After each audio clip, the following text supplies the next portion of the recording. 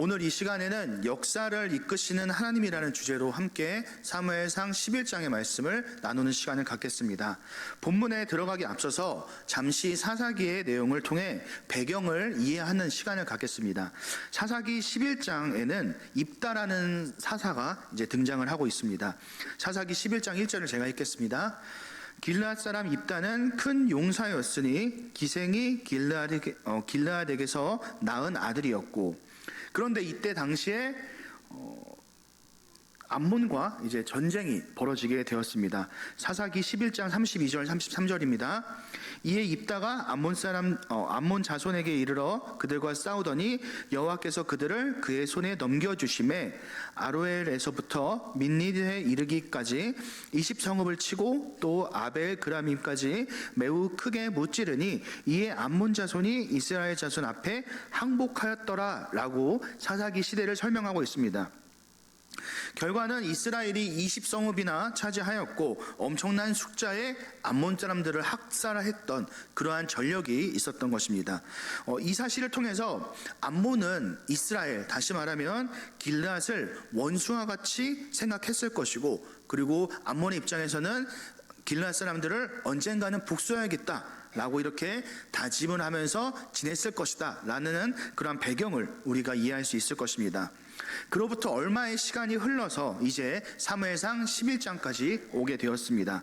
사무엘상 11장의 첫 시작은 암몬 사람 나하스라고 이렇게 얘기를 하는데, 다시 말하면 암몬 나라의 왕인 나하스가 이스라엘의 길르앗 지역을 공격하기 위해서 군대를 이끌고 왔다라는 내용입니다. 큰 군대가 자신들을 공격하기 위해 진군하고 있으니 이제 길르앗 사람들은 그들의 마음속에는 두려움이 크게 임하게 되었습니다. 이들은 힘도 없었고 그리고 또 싸우는 것도 싫어하는 모습을 가졌기 때문에 암몬 사람들에게 이렇게 이야기를 했습니다. 우리를 살려주고 우리와 동맹을 맺게 해준다면 우리가 너희의 종이 되어서 섬기겠다 라고 이렇게 저자세로 나아갔습니다. 그러자 암몬의 왕 나하스가 웃으면서 이야기를 하는데, 만일 너희가 오른쪽 눈을 다 뺀다면 그렇게 할 것이다. 그리고 나는 온 이스라엘에게 이와 같은 수치를 줄 것이다 라고 이야기를 합니다. 나하스가 야베스 사람들에게 오른쪽 눈을 빼라 라고 이렇게 요구를 했었던 그 까닭에 대해서 이해를 하면, 당시 그 고대 문화를 보면 이제 전쟁이 있을 때 사람들이 일반적으로 오른쪽에 무기를 들었다라고 합니다. 그래서 칼이나 창을 오른쪽에 들고 왼쪽에는 이제 방패를 들어서 이제 전쟁에 나갔는데, 그 이유는 사람의 왼쪽에 이제 심장이 있기 때문에 그 심장을 보호하는 그런 용도로서 왼쪽에 방패를 드는 모습이 당시에는 있었습니다. 그런데 만약에 왼쪽에 방패를 든 사람이 있다라고 한다면 방패의 부피가 크기 때문에 당연히 오른쪽 눈으로 사람들을 볼 것입니다. 그런데 이러한 배경을 우리가 이해하고 있다면 암몬이 당시에 이스라엘에게 말한 그 조건을 보면, 이스라엘이 오른쪽 눈을 빼게 된다면 후에 반역을 일으키지 못하도록 이제 그들의 손과 발을 끊어버리는 그러한 의미가 있는 것이고, 왼쪽 눈만 그들이 남아있기 때문에 이들은 이제 종으로서는 이제 생산력을 발휘할 수는 있지만 이들이 혹시 모를 그런 반역은 할 수 없는 그러한 상태에 놓이게 된다는 것을 우리가 이해해야 합니다. 장로들은 당시에 나하스가 제안했었던 이야기를 듣고 이제 7일 동안 그들이 생각할 수 있는 시간을 달라라고 얘기를 했습니다. 그리고 만약에 우리가 7일 동안 우리를 구원해 줄 사람을 구하지 못한다면 너의 제안을 받아들이겠다라고 이야기를 합니다. 암몬의 입장에서는 조금만 시간을 주면은 아무런 피해 없이 그 도시를 점령할 수 있기 때문에 나하스 역시 그 제안을 흔쾌히 받아들이게 되었습니다. 그리고 이때부터 야베스 사람들은 자신들을 구원할 사람들을 찾기 위해서 이스라엘 전 지역에 사람들을 보내기 시작합니다. 사무엘상 11장 4절을 보면, 이에 전령들이 사울이 사는 기브아에 이르러 이 말을 백성에게 전하매 모든 백성이 소리를 높여 울더니라고 말합니다. 사전에서 사람들이 울었던 이유는 야베스 사람들이 지금 처해 있는 이 상황이 얼마 있으면 우리가 처하게 될 그러한 상황과도 동일하다라고 여겼기 때문에, 그것이 너무나도 확실했기 때문에 이렇게 소리를 높여 울기 시작했던 것입니다. 당시에 이스라엘에는 철을 다룰 수 있는 기술이 없었기 때문에 이제 만약에 이제 무기나 이런 것도 이제 암몬이나 비하면은 이제 확실히 현저하게 떨어지는 그러한 상황에 있었습니다. 5절을 보면 이미 이스라엘의 왕으로 호명이 되었었던 사울에 대한 설명이 있는데, 그가 무엇을 하고 있었냐면 밭에서 소를 모으고 농사를 짓는 모습이 있었습니다. 아직 왕의 제도에 대해서 이스라엘 내에는 정립된 것이 없는 시기이기 때문에 왕이지만 사울이 왕이 되기 이전과 동일하게 농사를 짓는 그런 모습으로 살고 있었던 것이고, 10장 27절 사무엘상 10장 27절을 보면 사울이 왕이 되는 것을 또한 달갑게 여기지 않았던 사람들이 있었기 때문에, 어떻게 보면 사울은 이스라엘의 왕으로서 호명은 되었지만 모두에게 인정받는 그런 왕은 아닌 상황이었던 것입니다. 그런데 이때 기브아 사람 중에 한 사람이 야베스로부터 온 전령이 전한 그 소식, 나하스가 자신들을 이제 공격하기 위해서 왔다라는 소식을 또한 전하기 시작하니 사울에게는 하나님께서 보내신 그 성령의 마음이 이제 생겨나게 되었고, 사울의 마음은 깊숙한 곳에서 하나님께서 주시는 그 거룩한 분노가 일어나게 되었습니다. 그래서 자신이 농사를 지을 때 사용했었던 2마리의 소, 성경에는 한 결이라고 하는데 한 결이는 한 쌍을 얘기합니다. 그래서 2마리의 소를 갈기갈기 조각을 내어서 모든 지파들에게 보내면서 만약에 사울과 사무엘을 따르지 않는다면 너희의 소에게도 이렇게 할 것이다 라고 이야기를 합니다. 지금 이 사울이 했었던 이 행동은 지금 우리가 농사를 짓는 게 중요한 게 아니라 함께 우리는 싸워야 할 때다 라는 것을 사람들에게 이야기했었던 것입니다. 사울의 이 협박과 같은 이야기를 듣자 이스라엘의 모든 사람들은 한 마음으로서 한 사람과 같이 되어 이제 전쟁에 참여하기 위해 이제 모이게 되는데, 당시 이스라엘은 30만 그리고 유다는 3만 명의 사람들이 모이게 되었습니다. 사신으로 온 사람들에게 사울은 이렇게 얘기합니다. 내일 정오쯤이 되었을 때 너희가 암몬으로부터 구원을 받을 것이다 라고 그들에게 이야기를 하고 이제 다시 돌려보냅니다. 사울의 확답을 받은 야베스 사람들은 암몬에게 내일 우리가 너희에게 항복을 할 테니 그때까지 그때 이후에 너희들이 마음대로 해라 라고 이렇게 얘기를 하는데, 동시에 사울은 이때 한 가지 전략을 준비했습니다. 그것은 무엇이냐면 그날 새벽에 군대를 세 부대로 나누어서 암몬을 기습 공격하는 것이었습니다. 전날에 야베스로부터 거의 항복과도 같은 그러한 말을 들었기 때문에 암몬은 당시에 축제의 분위기로 있었고, 특히나 새벽 시간에 밤에서 낮으로 바뀌는 이 시간은 평소에도 제일 취약할 수밖에 없는 그러한 시간이었습니다. 이스라엘의 그 기습 공격을 당한 암몬은 다른 사람들을 신경 쓸 겨를도 없이 그들은 각자의 목숨을 부지하기 위해서 도망치기 시작합니다. 대승을 맞이하자 백성 중에 한 사람이 사무엘에게 이렇게 얘기합니다. 사울이 왕이 된 것을 반대했던 사람을 이끌어내신다면 우리가 그들을 잡아 죽이겠습니다.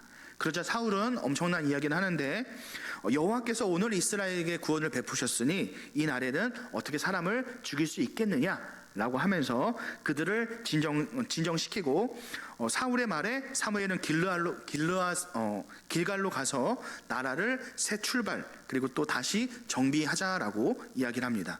길갈이란 도시는 성경을 보면 광야 생활을 마치고 나서 이제 하나님께서 약속하신 가나안 땅에 들어서서 가장 먼저 밟은 땅이 바로 길갈이라는 곳입니다. 그곳에서 이스라엘 백성들은 하나님의 언약 백성이라는 증표인 할례를 행했습니다. 할례라는 것은 외적인 아브라함의 후손이라는 것을 나타내는 증표인데, 하지만 할례 속에는 언약의 대상이라는 의미가 있습니다. 하나님의 약속은 아브라함의 자손에게 향한 것이기 때문에 할례를 받음으로써 내가 아브라함의 약속을 받는 그 대상입니다 라는 것을 이제 증명하는 것이고, 내가 그 약속의 주인공입니다 라는 것을 설명하는 것이죠. 사무엘은 이제 사람들에게 사울이 왕으로 인정받고 국가로서 이제 이스라엘이 새 출발을 해야 되는 이 상황 속에서 이스라엘의 온 백성들을 길갈로 모아서 마치 가나안 땅을 처음 들어왔을 때와 동일하게 하나님의 다스림으로 받는 이스라엘을 새 출발하기 위해서 길갈로 모였었던 것입니다. 모든 백성들과 사울 그리고 사무엘은 길갈에서 하나님께 감사하는 그러한 화목제를 드리고 그곳에서 기뻐함으로써 사무엘상 11장은 마무리가 됩니다. 오늘 본문 속에서 우리는 역사를 이끄시는 하나님에 대해서 집중했으면 좋겠습니다. 역사를 사전적인 의미로 찾아보면 인류 사회의 발전과 관련된 의미 있는 과거의 사실들에 대한 인식 또는 기록이라고 얘기합니다. 쉽게 말하면 인류가 살아왔던 과거의 흔적을 역사라고 이야기하는 것입니다. 거의 대부분의 사건들은 인과관계가 있기 때문에 독립적으로 발생하는 경우는 거의 없습니다. 그 이유는 반드시 존재한다라는 게 우리가 역사를 살펴보면 알 수 있는 것이죠.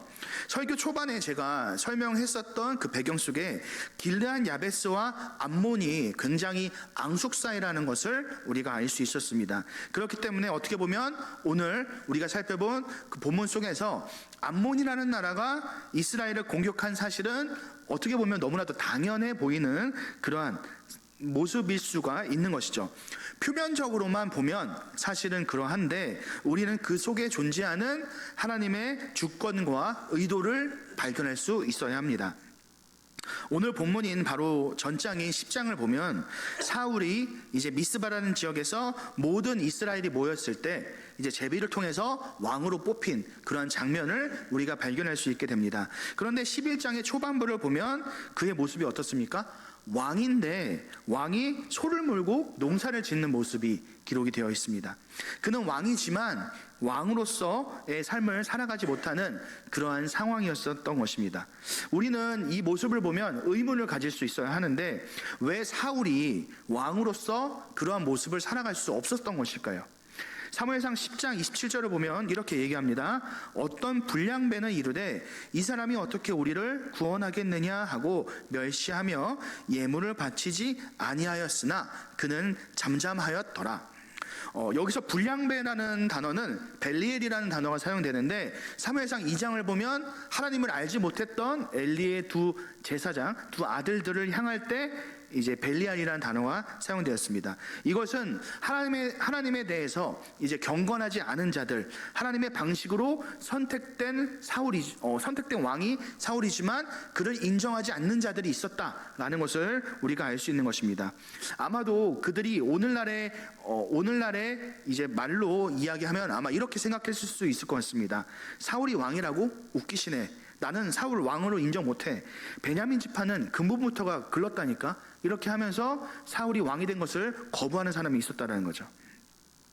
왕은 엄청난 권력을 가집니다. 오늘날에도 정치권에서 자신의 진영에서 정당에서 대통령이 나오도록 노력하는 모습들이 있는 것을 우리가 알고 있습니다. 아마도 당시에도 각 지파들은 자신의 지파에서 왕이 나올 수 있도록 그렇게 노력하고 바라는 그런 모습이 있었을 것입니다. 그런데 그 지파들 가운데 진멸까지 거의 가까이 갔었던 작은 지파에서 왕이 나오게 되니까 다른 지파들은 사실은 속으로 웃으며 이렇게 생각을 했을 것입니다. 어떻게 사사기를 보면 베냐민 지파가 이제 다른 지파들과 전쟁을 벌이게 되는데 어떻게 동족을 죽인 지파에서 왕이 나올 수가 있나? 그것은 절대 안 돼. 이렇게 자신의 생각으로 이제 자신의 생각을 했었던 사람이 있을 수 있는 것이죠. 당시 이스라엘 내의 왕의 제도는 사실은 사람들이 구했던 것이고 하나님께서는 그들에게 왕이 생기면 이렇게 해라 라고 제도를 주시면서 그들에게 당부하는 것은 말씀을 떠나지 않을 것을 말씀하셨습니다. 그리고 왕을 주셨는데 그들의 모습 속에 나타나는 것은 하나님께서 주신 그 왕을 인정하지 않는 모습이 이스라엘 내에서 나타나고 있습니다. 그렇기 때문에 하나님께서 이스라엘에게 나타내셔야 되는 것은 하나님께서 주신 그 왕의 제도를 순종하고 그리고 그것을 받아들이는 그러한 모습이 필요했고 그것이 바로 오늘 나타났었던 암몬과 이스라엘 간의 전쟁이 벌어졌던 그 사건의 그 속에 있었던 그 목적과 이유가 되는 것이죠. 사울을 트집 잡았던 이유는 사무엘상 10장 27절에 사울에게는 우리를 구할 수 있는 능력이 없다라고 그들이 생각을 했었기 때문입니다. 다시 말하면 그들이 사무엘에게 왕을 구하면서 했었던 이야기가 이제 두 가지가 있는데, 그 중에 하나가 바로 자신들을 대신해서 싸워줄 사람이 필요하다, 그렇기 때문에 우리는 왕이 필요하다라고 사무엘에게 이야기를 했었던 것이죠. 그런데 이 사울이 왕이 되기는 했지만 이 사람이 우리를 대신해서 정말 싸워줄 그 구원의 능력이 있는지는 아직 이들에게는 검증이 안 됐기 때문에 사울을 왕으로 받아들일 수가 없었던 것입니다. 그러한 흐름을 기억하시고 이제 사무엘상 11장 3절에 보면 야베스 장로들이 하는 말을 우리가 볼 수 있습니다. 야베스 장로들이 그에게 이르되 우리에게 이레 동안 말미를 주어 우리가 이스라엘 온 지역에 전령들을 보내게 하라. 만일 우리를 구원할 자가 없으면 내게 나아가리라 하니라. 자, 여기서 보면 이제 야베스 장로들이 자신들을 구원해 줄 사람을 찾는 모습을 우리가 볼 수 있습니다. 현재 상황이 어떻게 보면 사울이 왕이라는 것을 이제 검증할 수 있는 그러한 무대가 이제 하나씩 만들어지는 것을 우리가 성경을 통해서 볼 수 있는 것이죠. 그 이후에 사울이 소를 조각내어서 모든 지파들에게 또 이제 보내는 그런 장면도 있었는데, 이것을 통해서 작은 지파, 그리고 사람들에게 무시받던 그러한 지파, 베냐민 지파지만 사울의 카리스마를 모든 지파들에게 드러낼 수 있게 되었고, 이러한 사울의 모습 속에서는 11장 6절에 사울이 이 말을 들을 때에 하나님의 영에게 크게 감동되매 그의 노가 크게 일어나 라고 설명을 합니다. 상황을 이끌어 가시는 하나님을 또 우리는 성경을 통해 발견할 수 있게 되는 것입니다. 전쟁의 결과에 대해서도 사울은 이미 알고 있었던 것 같습니다. 11장 9절을 보면 내일 해가 더울 때에 너희가 구원을 받으리라. 우리가 추측할 수 있는 것은 하나님께서 사무엘이나 사울에게 군대를 세 부대로 나누는 것이나 아니면 새벽 시간에 공격하는 것과 같이 자세한 작전의 디테일까지 아마도 미리 말씀해 주셨기 때문에 사울은 자신들이 정오가 되었을 때 모든 전투에서 승리할 수 있을 것이라고 확신을 할 수 있었던 것입니다. 전쟁에 참여했던 이스라엘은 자신들이 꿈꾸던 그 완벽한 모습을 사울에게서 발견할 수 있었습니다. 그래서 이들은 11장 12절을 보면 백성이 사무엘에게 이르되 사울이 어찌 우리를 다스리겠느냐 한 자가 누구니까 그들을 이끌어내소서 우리가 죽이겠나이다. 여기서 다스리다라는 단어 속에는 왕이 되다, 다스리다, 지배하다 이런 의미를 갖고 있기 때문에 백성들의 말을 조금 더 번역을 하면은 사울을 왕으로 인정하지 않는 자들을 우리가 제거하고 당신을 참 왕으로 모시겠습니다 라고 조금 번역을 할 수가 있습니다. 그들의 말에 사울은 이렇게 대답합니다. 13절에 사울이 이르되 이 날에는 사람을 죽이지 못하리니 여호와께서 오늘 이스라엘 중에 구원을 베푸셨음이니라. 전쟁이 다 끝나고 이 모든 영광이 내가 잘해서 발생한 게 아니라 하나님께서 우리를 구해 주셨다라는 사실을 사울이 입술로 고백을 하고 있습니다. 물론 사울의 역사 속에서 영광을 하나님께 돌리는 것은 어떻게 보면 거의 오늘 우리가 본 본문의 장면이 유일하다라고 볼 수 있는 순간이기도 합니다. 그리고 또한 죽어 마땅한 자들의 생명을 살려주는 그러한 국률의 모습이 사울을 통해서 우리가 또 발견할 수 있기도 합니다.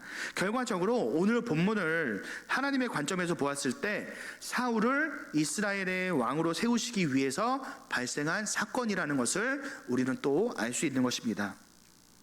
오늘 말씀을 마무리하겠습니다. 이 시간 함께 살펴본 사무엘상 11장의 모습처럼 우리의 삶 역시 하나님의 간섭하심과 하나님의 인도하심은 반드시 존재한다라는 것을 우리는 기억해야 합니다.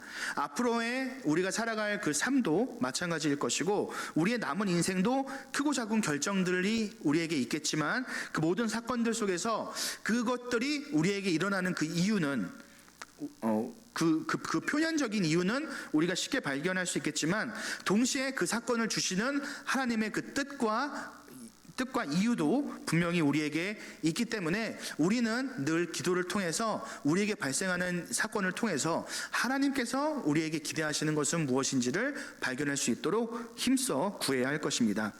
우리가 기도해야 되는 이유라고 한다면 우리가 무언가 필요할 때 하나님께 기도하는 것도 있겠지만 우리의 일상과 우리의 상황을 이끌어 가시는 하나님의 뜻을 구하기 위해서 우리는 기도를 합니다. 그래서 어떤 분들은 이렇게 얘기하죠. 나는 기도할 게 없어. 모든 것이 나는 만족해. 이렇게 얘기하시는 분들이 있는데 사실은 그러한 접근은 맞지 않는 것이죠. 만약에 우리가 아무런 생각 없이 그냥 우리에게 발생하는 사건들을 눈에 보이는 현상을 그리고 또 그 속에서 이유를 찾는다면 그 속에서 존재하는 하나님의 그 계획과 그 뜻을 알지 못함으로써 일반적인 세상을 살아가는 사람들과 똑같은 그러한 인생을 살아가게 될 것입니다. 하지만 우리의 삶 속에서 일어나는 그 역사 이면 가운데 하나님의 계획과 하나님께서 인도하심을 우리가 발견하게 된다면 우리는 우리에게 발생한 그 사건 속에서 사건을 대할 때 더욱더 우리는 사명감을 가지고 이 세상을 또한 살아갈 수 있게 될 것입니다. 만약에 오늘 본문 속의 사울이 그냥 단순하게 현상만 나타났던 그런 모습만을 보고 만약에 행동을 했다면 그는 다른 사람들 앞에 서지 못했을 것이고 그리고 그는 왕으로 인정도 받지 못한 채 아마 농사만 짓는 그러한 인생을 살았을 것입니다. 하지만 사울은 하나님께서 주신 그 성령의 거룩한 마음에 순종함으로써 그에게 찾아온 기회를 잡았고 그 기회를 통해서 왕으로 사람들에게 인정받는 하나님의 그 계획을 또한 경험할 수 있게 되었습니다. 돌아오는 토요일에는 이제 13번의 임직식이 있는데 직분이라는 것도 사실은 인기 투표가 아니라 하나님께서 교회를 세우시고 이끌어 가시는 데 있어서 가장 중요한 일 중에 하나가 바로 직분을 받는 것입니다. 사울에게 부정적인 사람들도 사울이 최선을 다해서 성실히 그에게 맡겨진 일을 감당했을 때 그 모습을 보고 하나님께서 그와 함께 하심을 인정했고 그리고 또 그를 왕으로 인정하는 것을 우리가 본문을 통해서 볼 수 있었습니다. 아무리 빛나는 보석도 그것을 관리해주지 않는다면 시간이 지나서 그 빛을 발하게 됩니다. 하지만 빛나는 보석을 잘 관리해준다면 그 빛은 계속 잘 빛날 것입니다.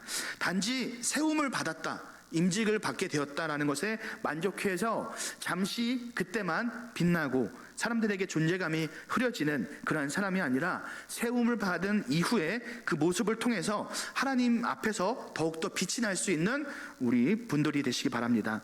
이 말은 사실은 단지 직분을 받거나 직분을 받으시는 분들에게만 해당하는 것이 아니라 이 땅 우리가 살펴본 것처럼 이 땅의 모든 역사는 하나님께서 이끌어 가시기 때문에 우리 각자에게 맡겨주신 그 일상에서 우리에게 맡겨주신 그 역할을 최선을 다할 때 우리가 충실히 다하는 것이 바로 하나님께 충성을 다하는 것과 같다라는 것을 우리는 기억해야 할 것입니다. 이 세상에는 결코 우연이라는 것이 없습니다. 모든 것들에는 이유가 존재합니다.